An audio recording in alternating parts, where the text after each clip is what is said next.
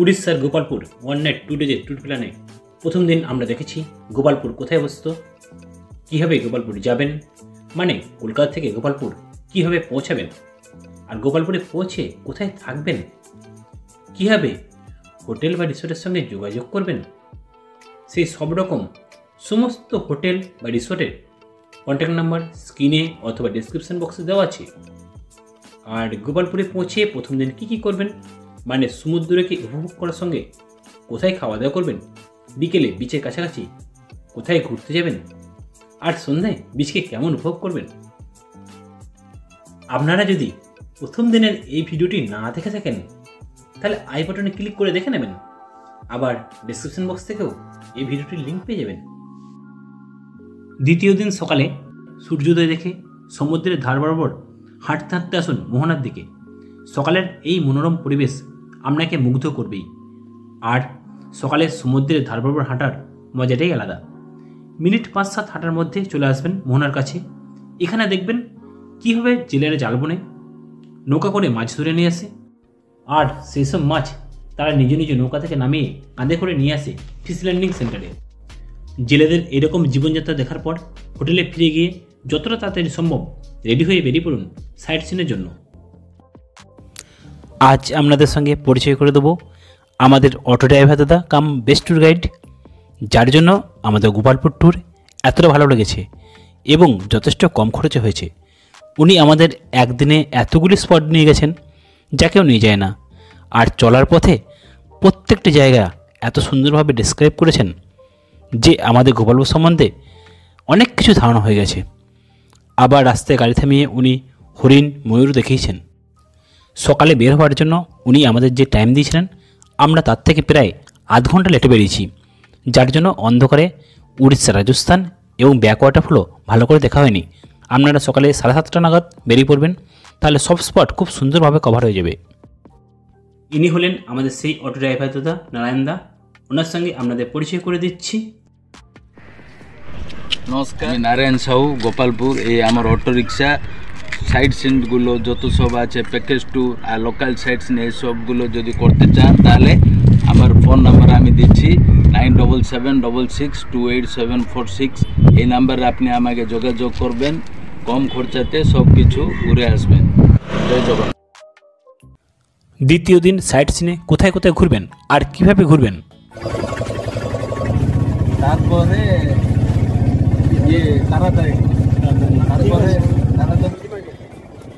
গাড়িতে নারায়ণদার সাথে tour plan set করে প্রথমেই গোপালপুর সেলফি পয়েন্টের কাছে ইডলি, ধসা আর ছানার কেক দিয়ে এদিনের হেভি ব্রেকফাস্ট সেরে নিলাম। এখানে খাবারের মান বেশ ভালো এবং রেটও সস্তা। আর এদিন যে ভিজিটিং স্পটগুলিতে যাবেন সেগুলি হলো হনুমান মন্দির, সাইবাবা মন্দির, নীলকণ্ঠেশ্বর মন্দির, মা তারাতারিণী মন্দির, রম্ভাচিল্কা, টাম্পারা লেক, আরজিবল্লী সি বিচ এবং উড়িষ্যা, রাজস্থান।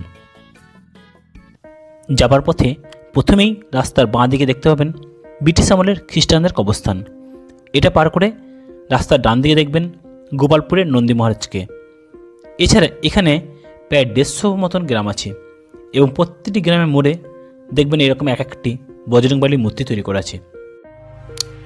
যাবার পথে এইরকম army air defence college, Rangeilunda airport, Brahmapur university, fishery college এসব পার করে আপনারা 11 কিলোমিটার ডিস্টেন্সে পৌঁছে যাবেন এদিনের ফার্স্ট ভিজিটিং স্পট মান্ডিয়াপল্লির হনুমান মন্দির বা বজরংবলী মন্দির।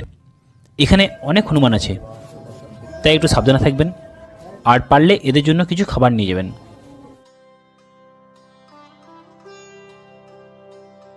হনুমান মন্দির দেখে নিচে নেমে আসবেন। রাস্তা থেকে 2 পা হাঁটাবাতেই পাবেন সাইবাবা মন্দির। এখানে দিয়া জ্বালানো হয়, মানে প্রদীপ জ্বালানো হয়। এখানে কেউ কাগজে নাম লিখে প্রদীপ জ্বালালে সে প্রদীপ আর নেবে না। এই মন্দিরের ভিতর বা মন্দির প্রাঙ্গণ একদম শান্ত পরিবেশে অবস্থিত, তাই এখানকার নীরবতা বজায় রাখুন।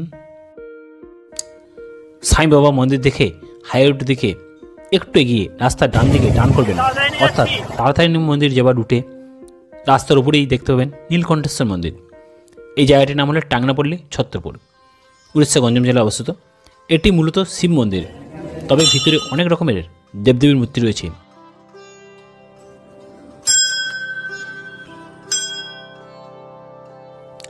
শিবরাত্রির সময় শিবের মাথায় জল ঢালার জন্য এখানে প্রচুর ভক্তের সমাগম হয়। শিবরাত্রিতে এখানে বড় বড় অনুষ্ঠানও হয় এবং ভোগ খাওয়ানো হয়। এছাড়া এখানে সাধারণ দিনেও কেউ ভোগ খাওয়াতে চাইলে খাওয়াতে পারে, সেই ব্যবস্থাও আছে।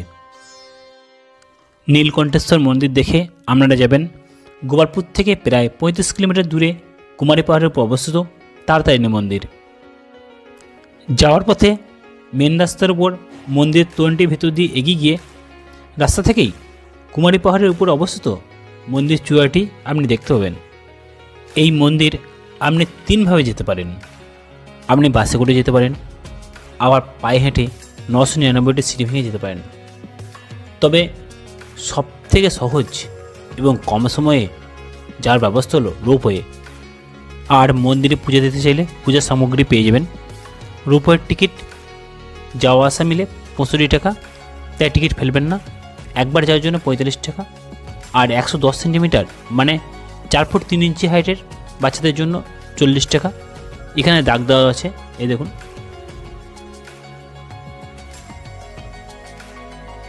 রোপওয়েতে একটি কম্পার্টমেন্টে সর্বাধিক 4 জন যেতে পারবে, আর সময় লাগবে মোটামুটি 5 থেকে 7 মিনিট মতন।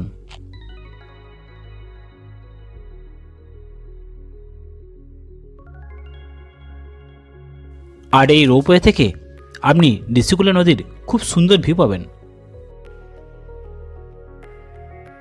এই মন্দির খোলা থাকে সকাল 6:30 থেকে দুপুর 12:30, দুপুর 2টো থেকে বৈকাল 5:30 পর্যন্ত এবং সন্ধ্যা 6:30 থেকে রাত্রি 8:30 পর্যন্ত। মাঝের সময়গুলি ভোগ প্রসাদের জন্য বন্ধ থাকে। মন্দিরের প্রবেশের জন্য টিকিট বা ডেভেলপমেন্ট ট্রাস্ট ফি জন প্রতি 5 টাকা।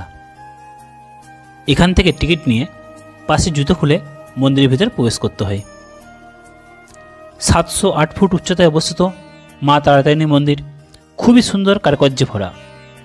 এই মন্দিরের গায়ের কাজ দেখে বোঝা যায় এটি সম্রাট অশোকের কলিঙ্গ বিজয়ের আগে তৈরি হয়েছে। এটিও দেবীর 51 সতীপীঠের মধ্যে একটি পীঠ। এখানে দেবীর স্তনের খনন হয়েছিল। মন্দিরের গর্ভগৃহের ফটো তোলা নিষেধ, তাই দেবীমার মূর্তি দেখাতে পারলাম না। আবার এই মন্দির প্রাঙ্গণ থেকেও ঋষিকুল্যা নদীকে খুব সুন্দরভাবে দেখা যায়।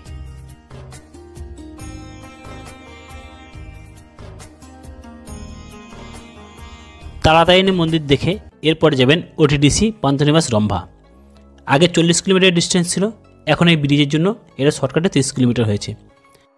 যাওয়ার পথে এখান থেকে আমরা ক্ষেতের মাঝে হরিণ দেখেছিলাম, তবে সাধারণ মোবাইলের জন্য সেই ফটো ক্যাপচার করতে পারিনি। অবশ্য এরপর রাস্তা থেকে 2 জায়গায় আমরা ময়ূর দেখেছি। আপনারা আসলে এই রাস্তার 2 দিক ভালো করে খেয়াল করে দেখতে দেখতে আসবেন। এই রাস্তায় আপনারা হরিণ এবং ময়ূরের অবশ্যই দেখা পাবেন।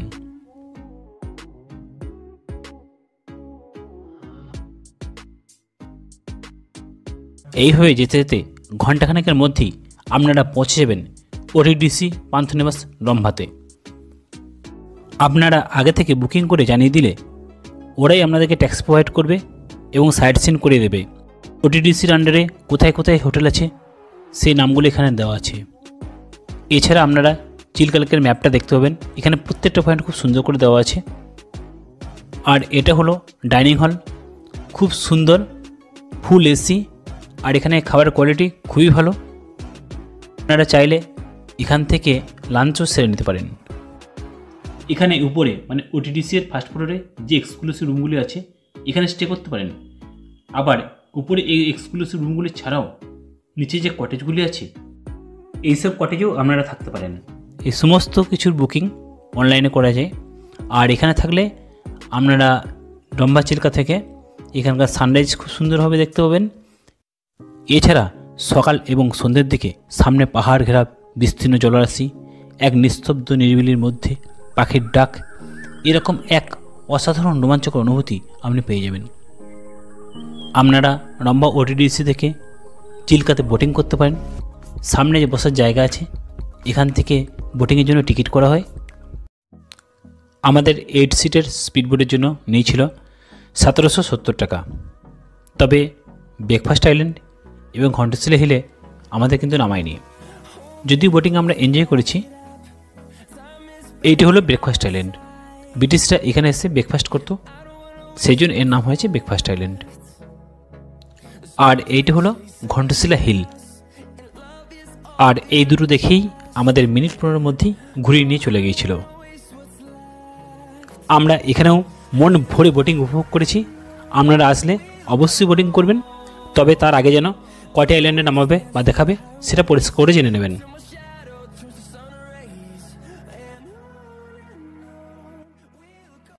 রম্ভা চিল্কা থেকে এর পরে যাবেন তাম্পারা লেক। 22 কিলোমিটার মতন রাস্তা আছে, সময় লাগবে আধ ঘন্টা মতন। আর এই তাম্পারা লেকের সামনে আছে তাম্পা রিসোর্ট, এক অসাধারণ সুন্দর আধুনিক মানের বেস্ট কোয়ালিটির রিসোর্ট। এখানে সুইমিং পুল থেকে শুরু করে সমস্ত রকমের ফ্যাসিলিটিস আছে। অনলাইনে বুকিংয়ের লিঙ্ক ডেসক্রিপশন বক্সে পেয়ে যাবেন।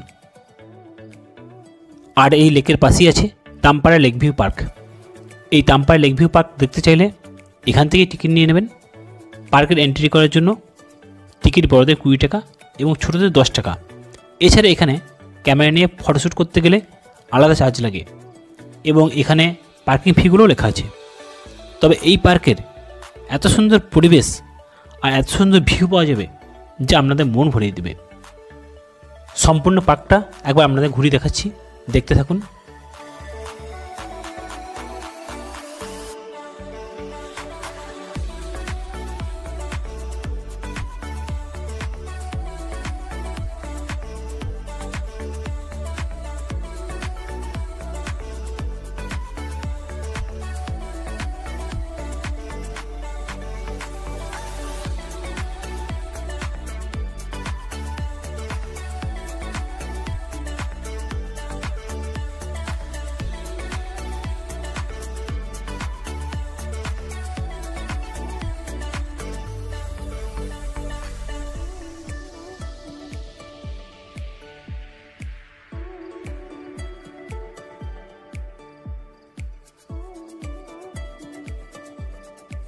আর যারা অ্যাডভেঞ্চার স্পোর্টস বা ওয়াটার স্পোর্টস পছন্দ করেন তাদের জন্য এই তাম্পা লেক হলো একটা বেস্ট জায়গা। এই ওয়াটার স্পোর্টস করার জন্য আপনাকে এই বোটিং পয়েন্টে টিকিট কেটে নিতে হবে। এখানে ডিফারেন্ট টাইপসের অনেকগুলি ওয়াটার স্পোর্টস অ্যাক্টিভিটিস আছে। এগুলির মধ্যে যেমন জেট স্কি 400 টাকা, কাইকিং 150 টাকা পার হেড,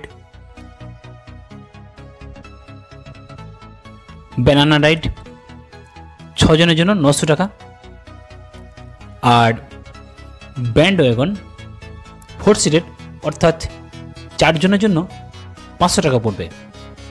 এই ওয়াটার স্পোর্টসগুলি এখানে মোস্ট পপুলার ওয়াটার স্পোর্টস। আপনারা আসলে এখান থেকে এই ওয়াটার স্পোর্টস করতে পারেন। আর বিকেলে সূর্যাস্তের সময় এই লেককে অসাধারণ সুন্দর লাগে। এই লেকের ডান দিকে যে নীল সাদা বিল্ডিংটা দেখা যাচ্ছে এটি হলো উড়িষ্যা গভর্নমেন্টের রিসোর্ট। তাম্পারা লেক দেখে এরপরে যাবেন আরজিপল্লী সি বিচ। পথের রাস্তার ধারে দুদিকে যে গাছগুলো দেখা যাচ্ছে এইগুলো হলো কেওড়া গাছ।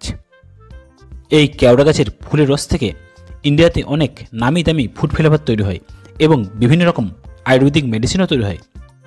কীভাবে গাছ থেকে কেওড়া ফুল তুলে তার রস নির্যাস করা হয় তার সম্পূর্ণ প্রসেসিংটা আপনাদেরকে দেখাচ্ছি। আর ইন্ডিয়ার প্রায় 95% কেওড়া ফুল এই ব্রহ্মপুর সিটি এবং গঞ্জাম ডিস্ট্রিক্ট থেকেই আসে। তাই কেওড়া গাছের চাষ বা তার ফুল তোলা এটা এখানকার স্থানীয় লোকেদের একটা প্রধান জীবিকার মধ্যেই পড়ে।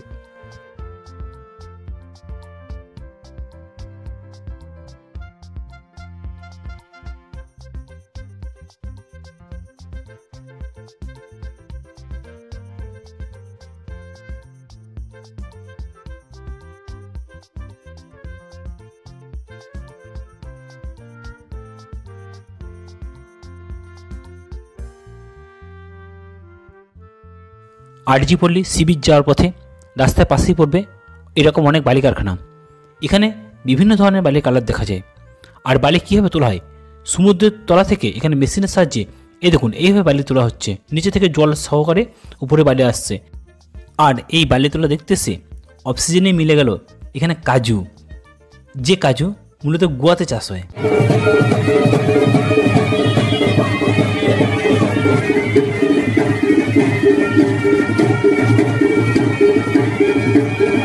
এটা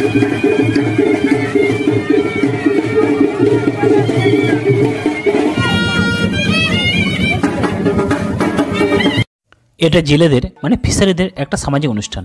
আর এইভাবেই আমরা পৌঁছে গেলাম আরজিপল্লী সি বিচ। তামপাড়া লেক থেকে প্রায় 12 কিলোমিটার দূরে বা ছত্রপুর থেকে মাত্র 6 কিলোমিটার দূরে রূপালী বালি দিয়ে ছড়ানো এই আরজিপল্লী সি বিচ। এখানের সমুদ্রের ভিউ আপনাকে মুগ্ধ করবেই। একদম নির্জন, কোনো ক্রাউড নাই, আর এখান থেকে আপনি যতক্ষণ খুশি সমুদ্রকে উপভোগ করতে পারবেন। আপনি যদি গোপালপুর থেকে সরাসরি আসেন তাহলেও ডিস্টেন্স 12 কিলোমিটার মতনই হবে।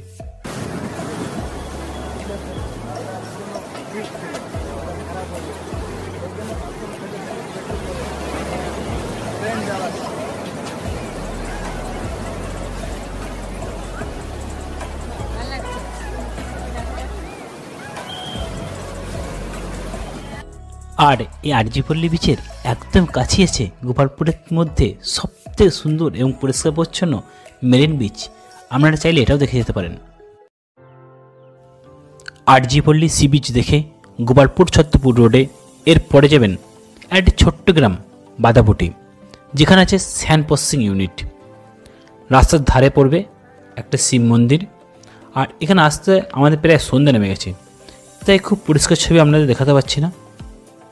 আর এই জায়গাটার কেন এত গুরুত্ব সেটা নারায়ণদার মুখ থেকেই শুনুন। লো ফিল্ম, লো এবং ওড়িয়া ফিল্ম, ওড়িয়া বা অ্যালবাম সব লো বাজেট ফিল্ম এখানে শুটিং করে আফ্রিকাতে হয়েছে, রাজস্থানতে হয়েছে। এটা শিব মন্দির গেটটা নতুন হয়েছে, এইদিকে রাস্তাটা হবে। এখন কম করে দিয়েছে, এই যে ঝাউ গাছগুলো নতুন লাগানো হয়েছে। যত 2013-তে ঝড় হয়েছিল ফাইলিন, তখন পড়ে গেল গাছগুলো, তারপরে আবার নিউ প্লান্টেশন করেছে। এই একটু ছেড়ে দিয়েছে, সব বাচ্চারা এখানে ক্রিকেট খেলে তো সেই জন্য ছেড়ে দিয়েছে। সব সমুদ্রের দিকে সব বের করা যায় মেশিন দ্বারা। এটা পুরো 9 কিলোমিটার আছে, 9 কিলোমিটার মানে সেন্ট প্রসেস ইউনিটটা 9 কিলোমিটার। এটা ওড়িশা, রাজস্থান। এই ছিল আমাদের গোপালপুর 1 নাইট 2 ডেজের ট্যুর প্ল্যান। এরপর আমরা ভুবনেশ্বর গিয়েছিলাম। আর ভুবনেশ্বরে নন্দনকানন ছাড়াও বেশ কিছু দর্শনীয় স্থান, যেমন লিঙ্গরাজ টেম্পল, উদয়গিরি খণ্ডগিরি, বৌদ্ধস্থান স্তূপ, সায়েন্স সিটি পার্ক, এসব আমরা খুব ভালো করে এনজয় করেছি। আর এই সময় চলছিল এক্সপো মেলা এবং অ্যানুয়াল টেরাকোটা এক্সিবিশন। এসব ভিডিও পার্ট করে আগামীতে দেওয়ার চেষ্টা করব।